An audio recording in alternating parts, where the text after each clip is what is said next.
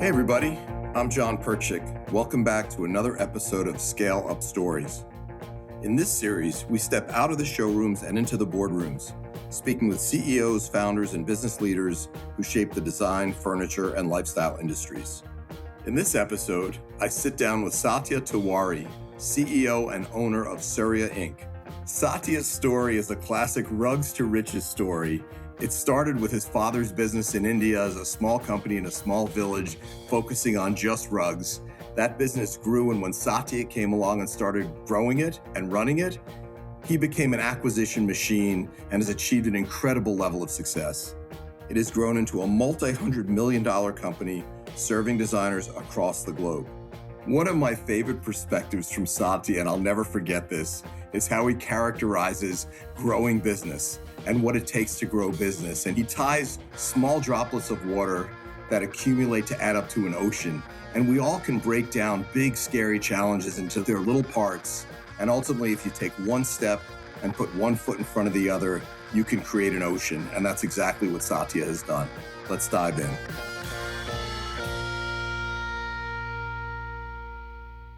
Well, hey, Satya, this is one of the studs of the industry right now. These guys have been growing and buying companies, and I'm super psyched to connect. Yeah, John, thank you for inviting me. I really appreciate this opportunity to tell our story. We've got to know each other a little bit. I'm so psyched to have you here. Let's start, we can work backwards. Where is the company collectively right now? What's the vision? Just give us a little insight into kind of where you are and where you're heading. So Surya today, Surya Inc. has 3 brands: Mitchell Gold, Bob Williams, Global Views, and Surya.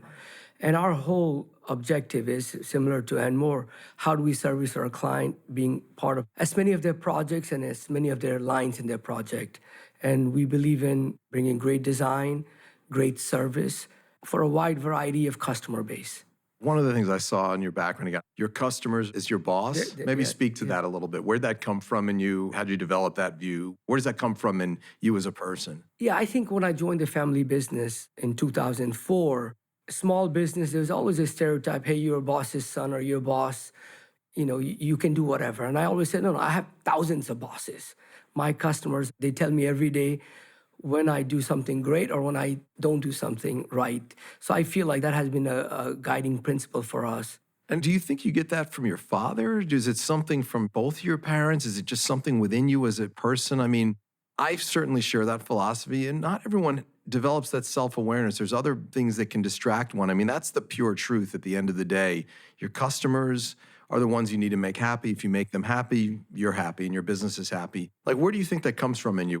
I don't know, but I would say definitely family. I mean, I've seen my dad build a great business on integrity, listening to his customers and anticipating where they need to be. So for example, my dad started in India in a small village, and he was selling to department stores in US. Then he realized that he has to be in the US, so he opened the US office in 1986.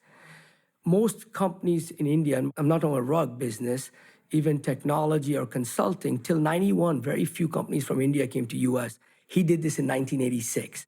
So this idea about how do we get ahead of our customers' need, how do we get more relevant to our needs? So maybe it's just ingrained. I don't think it was just me personally. It sounds like, I mean, knowing that your dad did that and did that bold move to get closer to his customers, I'm curious, how was he so bold to come here in 86 when people weren't really doing it? Yeah, I mean, he's a true entrepreneur.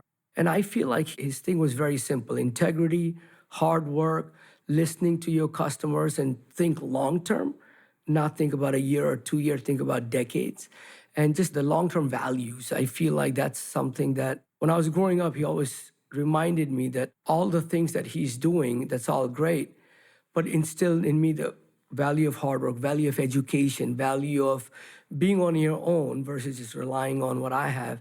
So I feel like just when you get real courage, when you're grounded by some strong pillars of values, and I feel like that's something that made him unique and gave me a lot of courage to take big moves as well. I'm sure that relates a little bit to your having the courage to have some of the acquisitions you've gone after, et cetera. Yeah, I mean, he came to US to support the department stores all over the country. You had brands like Thalheimer's, Riches, Burdines, Jordan Marsh.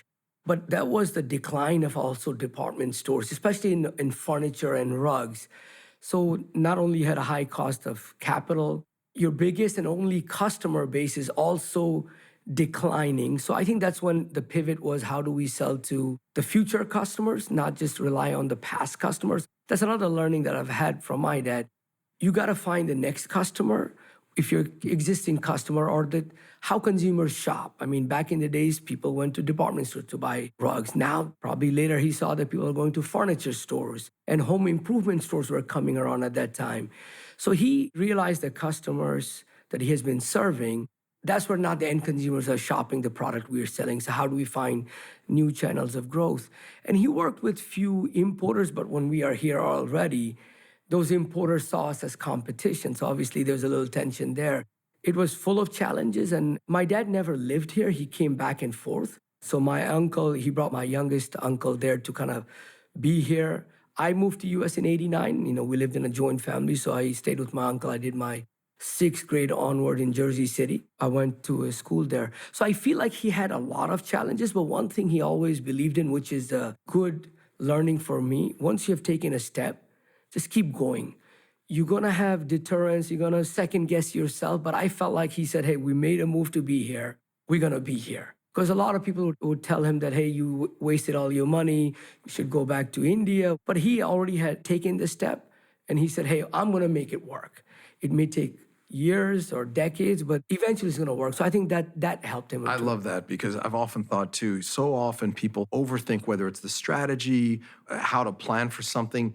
You do want to be thoughtful, you do want to be strategic, you do want to be careful, but at the end of the day, you've got to jump in the pool. And once you get in, that's what determines success, because you can't anticipate all the variables that are going to come your way. So that's pretty amazing.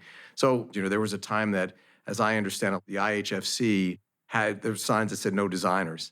Today, that's arguably the most desirable. All buyers are desirable and important, but the design community has really, really, really changed in terms of their importance. Maybe speak to some of that shifting and how similar it is to what your dad faced and what you learned there. Yeah, that's a great question. So when I joined Surya in 2004, a good chunk of our revenue was coming from traditional rug stores.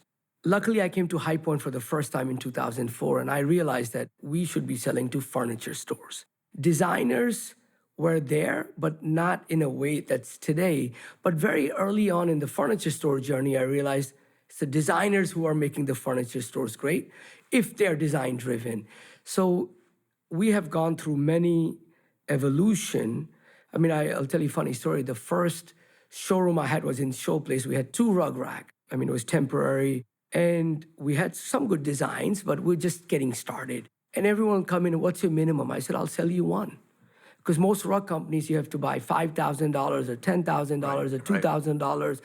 I mean, anything over zero. Yeah, I'll take one, And then as we start bringing, like there were only 3 of us, we didn't have salespeople. Customer will write their own order because there's only 3 of us, and if you have 5 customers, and they will always tell someone, hey, this is a great find, the value, easy to operate. So, there's a famous Indian saying, the ocean is made of droplets of water. Sometimes we want buckets, but each drop adds up. So very early on, we realized that, we want to sell the customer that they want to buy versus force something. We also start discouraging our customer to buy big inventory. Be agile. You don't know what you're buying. I don't know what will work in your market. Try swatches, try samples. Just listening to customers and really adapting to their needs, from working capital to, I always tell our customer, don't worry about the product, worry about driving people into your stores or get more projects in your design firms, and we will help you with the product. So just listening and adopting. And an earlier theme you said, I'm a firm believer. I used to watch Who Wants to Be a Millionaire. The crowd is always right. When you listen to thousands of designers or thousands of customers, you may be right in some ways, but when you have many data points, your vantage point changes. So I feel like I have changed my thinking after talking to my customers on many instances. So having which I love about this industry, we're not relying on one person's or 2 people's feedback. We have very vocal set of customers who are willing to tell us what we need to do better. So that has been always a source of knowledge for me. So what else? Anything else? So you come to the States here in high school in Jersey City. What was life like then? Were you working for your dad during that period of time? Were you, working your tail off? Were you still figuring things out at that point of your life? Like, where were you at that point? So in a family business, it's like a farm. Everyone pitches in, right? So on weekends or, some days, on weekdays, my uncle had a retail store that used to be open on Thursday night. So I used to go there. On weekends, I used to help out. I mean, we used to, back then, the rugs used to come in big bale. We have 8, 9 rugs folded or 3, 4 rugs. You have to open it, you have to re-roll it. So I used to work a lot. Now, that was when I joined the business in 2004, I already had a good understanding of the business because of my early days. So on weekends, I used to go to, there was a printing shop in New York. I mean, you didn't have Kinko's back then. Right. To make a one-page flyer, and we had 3 rugs. I mean, you didn't have the variety of product as we do today. And I bought this book called Chain Store Guide.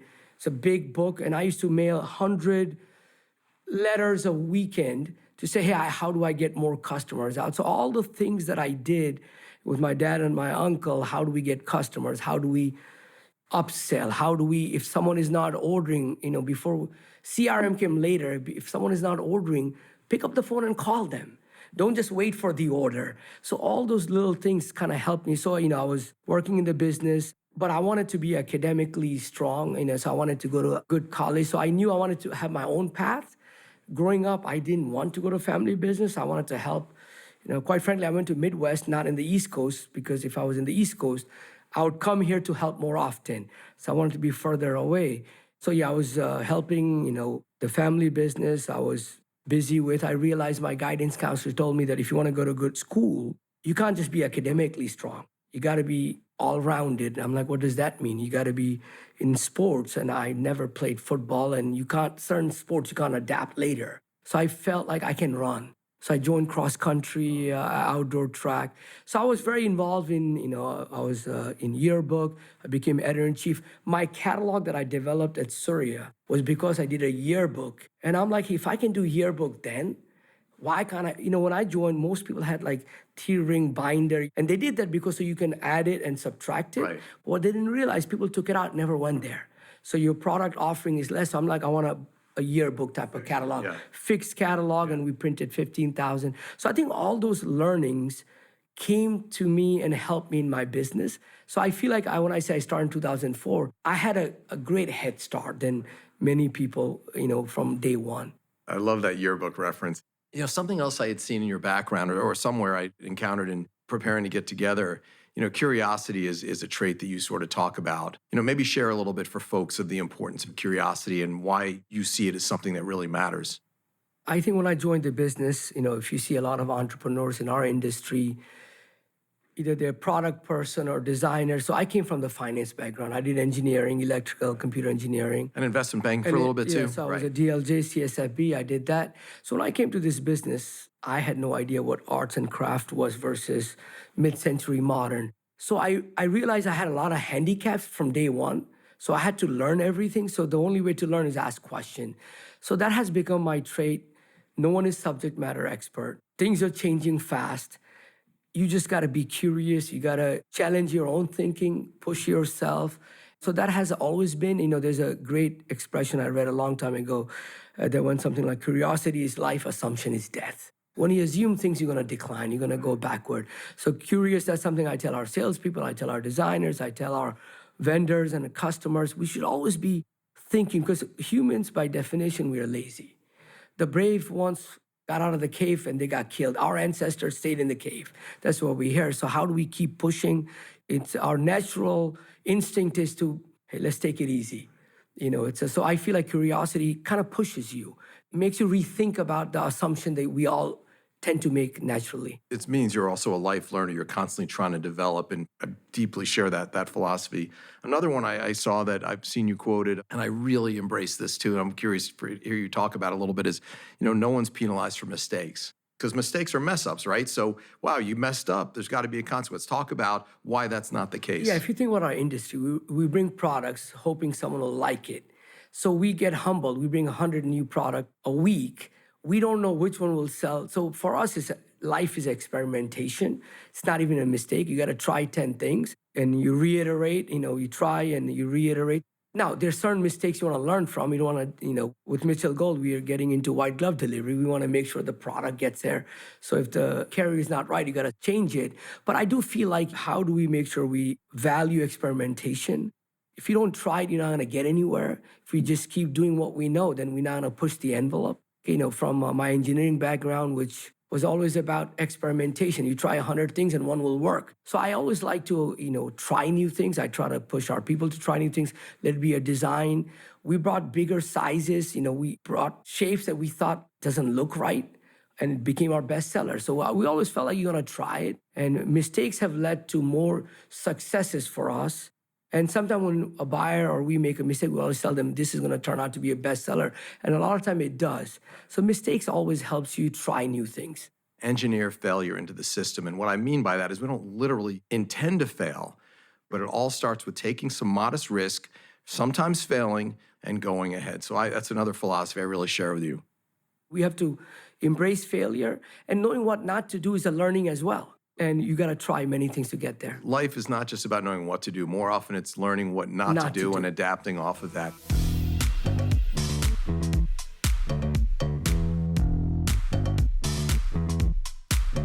Well, shifting for a second, going back to some of the acquisitions, you started to talk about a little bit about Mitchell Gold and the white glove. Tell us about some of the challenges and opportunities there.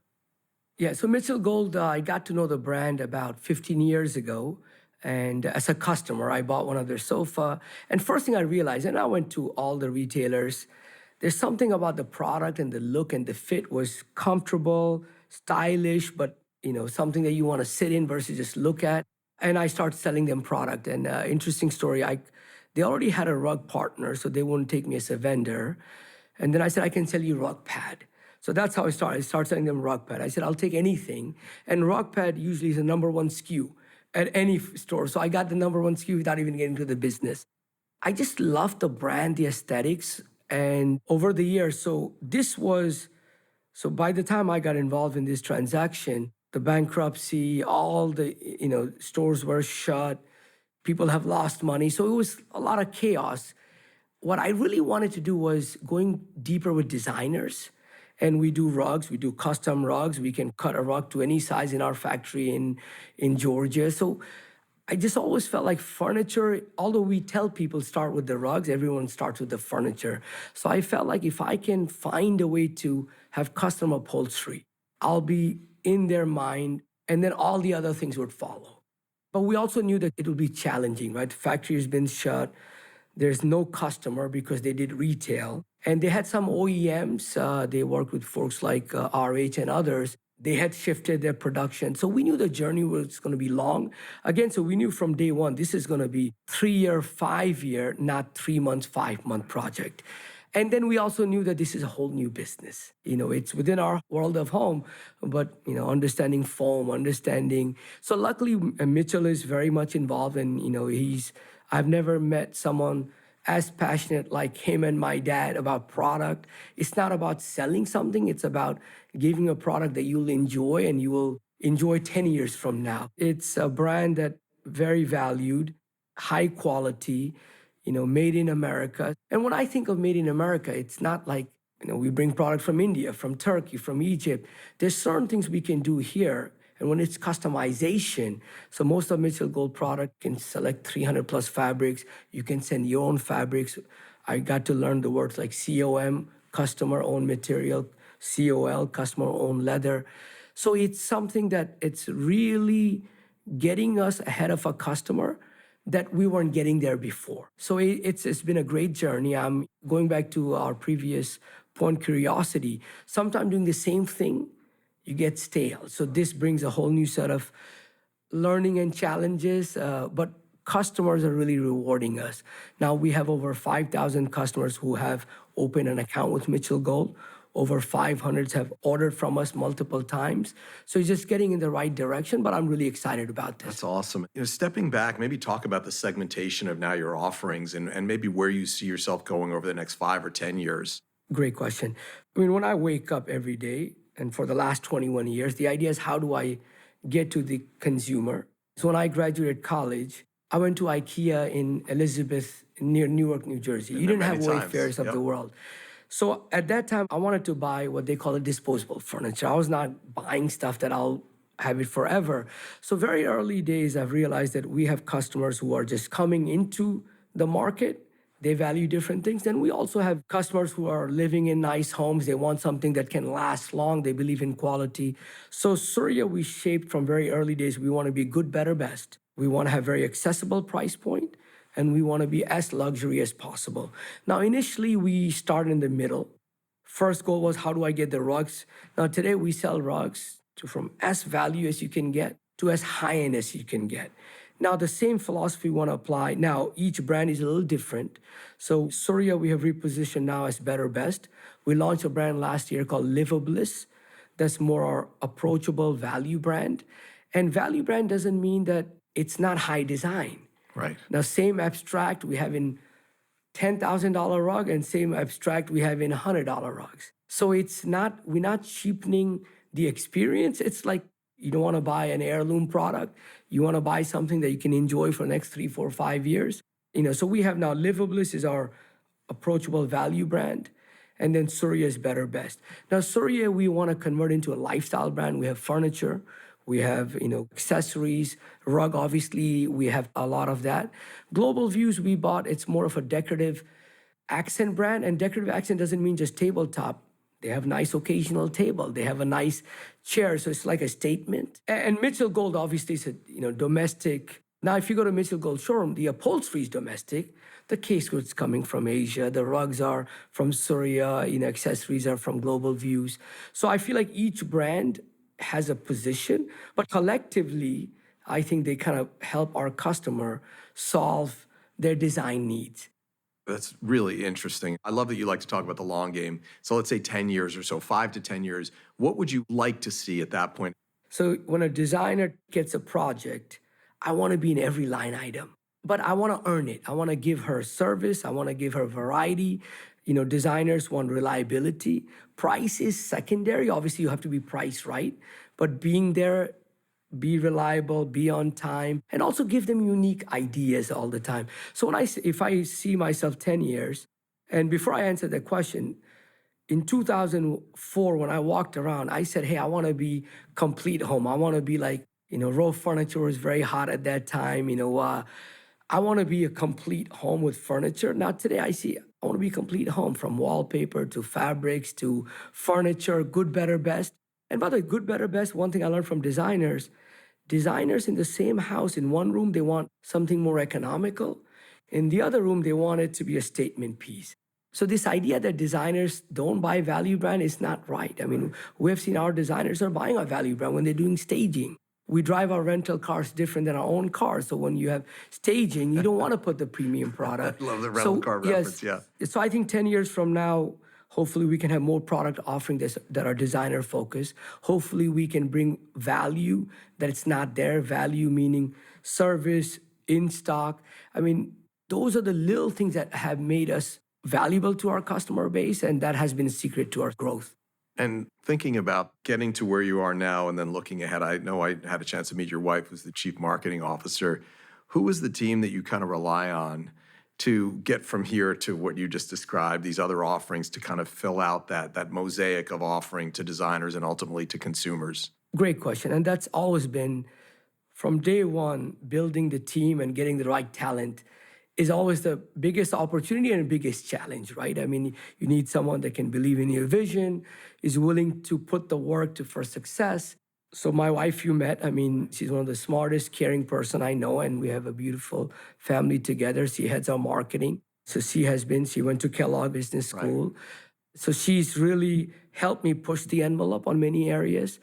Our CFO, Cesar, who I met at DLJ, he was part of their merchant banking, and he's doing a lot of strategic stuff for us. We have a great COO that we joined at Surya on day one. I met him in New York. He was looking for a job. He didn't find anything. I said, hey, I'm taking this big bet going to Georgia.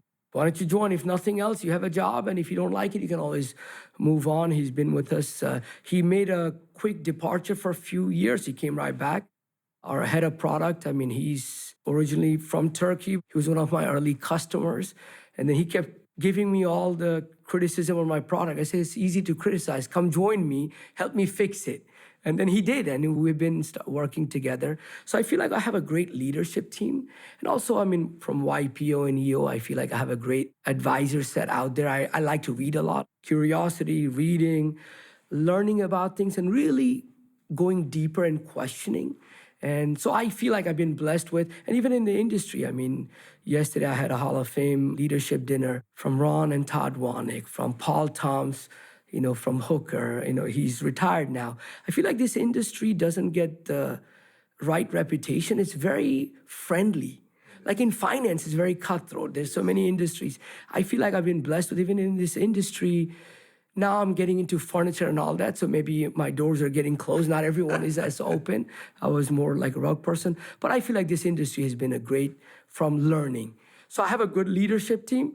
The job is not done. What's the next? I mean, I used to be the young guy. Now I'm getting to my late 40s.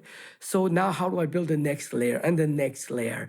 And the biggest problem that we all business have, how do you build the next generation that has the same passion, curiosity, the grit, being able to listen to customer? We don't want to build a team where, hey, we are the expert, we are big, so you got to listen to us, versus, so how do we bring the same humility, which is the challenging part? One thing I read somewhere, and I'm curious if this is a true story, part of your interest in reading came from where you got your first paycheck. Yeah, so that's actually... Maybe share that story. It's such a cool story. So I mean, when I went to Harvard summer school, when I was in high school, I needed to make some income at Harvard Square. Was not inexpensive. Food was, expensive. Me and another friend of mine, I don't even know his name now. So we started working for this professor, and he was moving his house. So I thought it'd be an easy job. I mean, I'll pack some boxes. He hired me through an agency. Day 2, I arranged. I said, hey, you pay me less, $1 less, and pay me directly. So I kind of cut the middleman there. So I was working with him directly. So I told him, hey, I'm going to make more, you save, and we both win. But he had like thousands of books in his attic. Like, there's so many books out there. So I think when I saw all those books and his love for the books, that got me excited about just reading. And in college, in engineering, you don't get to read a lot of books, but luckily I went to a school that wanted it to be broad-minded. So I went to Northwestern undergrad, where you had to take many liberal arts college. So I think reading is something that I'm trying to instill in my kids now. And I think my wife and I have done a good job of getting them exposed to books, and they have become good readers. This is something that it's been a game changer for me and for my family. So I'm really curious, again, back to this theme of what made you who you are. You talked a little bit about your dad and how you sort of looked up to him. And if you can remember back as a little kid in India before coming here, anybody who stood out in those younger years that you sort of either looked up to as a mentor or someone other than your dad? I think my grandmother. I hung out more with my grandmother than my mom and my dad, right? So they were always doing something. So I think my grandmother was one of the most efficient, productive, like how you do more with less. Like this idea about today, any job, I mean, people have too many layers, too many processes, too many, reports. So I just felt like I learned from my grandmother, like, how you do more with less, and how do you preserve everything? I have her picture in my office.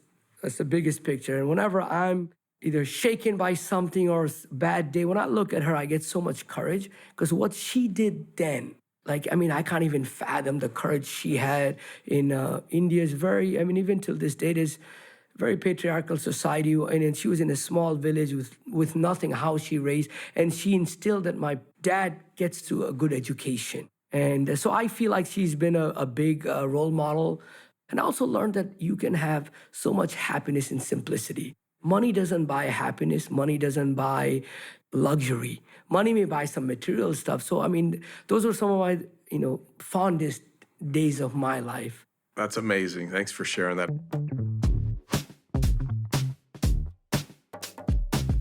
Knowing the world has shifted, I'm going to fast forward till now. Designers are what really is such a critical part of the business, as we talked about a little bit earlier. What did you learn from that time that maybe relates to pursuing designers in an increasing way? Like, can you relate those experiences to today? Great question. I think the design segment is very fragmented, right? So it's a lot easier. Everyone can name top 10 e-tailers, top 10 furniture store. Design is such a fragmented. So I feel like in the early days, all the fragmentation that I saw helped me understand the design business, and also know that this takes a while. So a lot of companies, they want to sell to designer, they try it, they don't get immediate results, and they walk backwards. Then they go start selling to top 100 furniture store. So I feel like, I was able to see that this is a very fragmented market. You got to have many hooks, many influencers. So, we're part of ASID, we're part of ISD. Social media is a big play now. How do you get your message out to thousands of designers out there? So I think this fragmentation of the industry that I saw earlier in the independent stores, I think designers are no different. Now, designers are more agile. So another story I'll tell you, in 2008, the Great Recession, we actually grew. And the reason being, we had more designers than our competition. And they were agile. They were doing projects all over the country. They were not, most stores were hijacked to the consumers, that they were in their limited square mileage. So I feel like knowing this is a long term, it takes a while, and it's not one easy, thing that will get you there. So I think those things came together. I mean, if I had to give you a middle name, it would be Long Game. It seems you really get sort of the long game perspective on everything you do. It sounds like you're really thoughtful and not just looking for immediate gratification, which is really interesting because that's come up a few times today. One last thing, I'm curious, anything you'd want to share as kind of a business leader who's been really successful, outpacing others, growing through acquisitions, really thoughtful about how you improve different parts of the business and playing the long game, which sounds like you learned starting with your dad. What else would you share with somebody, either whether it's a young designer, a young retailer, a young person on the vendor manufacturing side trying to get to another level? What advice would you give them? Yeah, first I said no dream is too tall. Go for it. Just you may not get there, but at least you will try. So I feel like, one of the things from very early days, I knew I can do a lot more than I'm capable of. I just got to keep at it. So I feel like a lot of people give up too early or get complacent too early. So my biggest advice is keep pushing. As long as you have energy, just keep pushing. It's that has what gotten me here. Like most people build a business to sell it. I'm building a business for forever. So when you do forever, then you don't have a upper limit. Sky is the limit. Just keep pushing. So I would say, and be authentic. It's okay to, acknowledge your mistake. I rather call my customer with the bad news early than try to blame it on some other external factor and just kind of avoid it. And I think because you're going to learn together. So be authentic, don't dream too small. I feel like there's a saying I say internally, and now it's beyond rugs. So it takes the same energy for a weaver to make a bad rug and a great rug. Let's not take shortcut. Let's think of, everyone goes to 1 to 90.